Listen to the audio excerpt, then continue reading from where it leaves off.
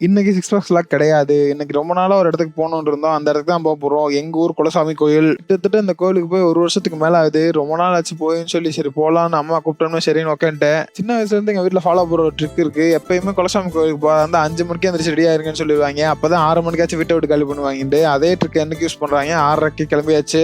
கம்பெனிக்கு அரிய கூப்பிட்டான். அவன் காரை எடுத்துட்டு வந்துட்டான். ரொம்ப சந்தோஷம். அப்படியே கார் ஓட்ட நமக்கும் பழக்கி விடுன்னா பழக்கே விட மாட்டேன். ரொம்ப நாளா கட்டிட்டு இருக்கேன். இருக்கட்டும் ஒரு நாள் கார் ஆட்டை போட்டு போயிட வேண்டியதான். இந்த கார்ல போறப்பதான் பழைய கதையெல்லாம் நான் வந்துச்சு. முத கோயிலுக்கு போறப்பெல்லாம் காலங்காத்தால 4 மணிக்கெல்லாம் எழுப்பி விட்டுருவாங்க. எழுப்பி விட்டு ஒரு 5:30க்கு ஒரு பஸ் இருக்கும். அந்த பஸ்ஸை பிடிச்சி இன்னொரு இடத்துக்கு போய் அங்க இருந்து இப்ப குசுலம்பட்டிக்கு போனோம். அந்த பஸ்ல தூங்கி விழுவேன். எங்க அம்மா என்னை தூக்கிட்டு தெரியும். எங்க அப்பா போட்டு கத்திக்கிட்டு இருப்பாரு. செம ஃபன்னா இருக்கும் அப்பெல்லாம். அது இல்லாம எந்த கோயிலுக்கு போனாலும் குலசாமி கோயிலுக்கு போனாலும் ஒரு நிம்மதியே வராது. அது ஒரு தனி வைபு. அதுவும் இல்லாம வருஷம் வந்து பெருசா தான் வண்டிட்டு போவேன். இந்த வருஷமும் பெருசா வண்டி வச்சிருக்கேன். இந்த வருஷம் முடியறதுக்குள்ள எப்படியா 6 பேக் சேலஞ்ச் கம்ப்ளீட் பண்ண வச்சிரு ஆண்டவா, இல்லாட்டி என்ன பொழந்துருவாங்கன்ட்டு பலமா வேண்டுதலை போட்டு வந்திருக்கேன். கண்டிப்பா 6 பேக்ஸ் வச்சே ஆகிறோம். அதுவும் இல்லாம இந்த மாதிரி குலசாமி கோயில் போனா ஒரு பெரிய பிரச்சனையே எல்லா இடத்துலயும் தின்னு பூசுவாங்க. அவங்க கை என்னமோ அத்தனை மணிக்கு இருக்கு. அவங்க விரலே நம்ம 2 கை சைஸ் இருக்கும். அதனால லைட்டா பூசினாலே மொத்த ஹெட்டு கவர் ஆயிரும். பொறுமையா ஒவ்வொரு சாமி கிட்ட போய் ஒரே வேண்டுதல ஒழுங்கா வச்சுட்டு அப்படியே வீட்டுக்கு போலான்னு சொல்லி முடிவெடுத்து வீட்டுக்கு கிளம்பியாச்சு. வீட்டுக்கு போற உள்ள சரியான பசி எடுக்க ஆரம்பிச்சு. சரி ஹரி போற உள்ள ஒரு ஹோட்டல தரமா பார்த்து நிப்பாட்டினேன். அவனும் தரமா நிப்பாட்டினான். ஆனா உள்ள போனாதான் அதிர்ச்சி.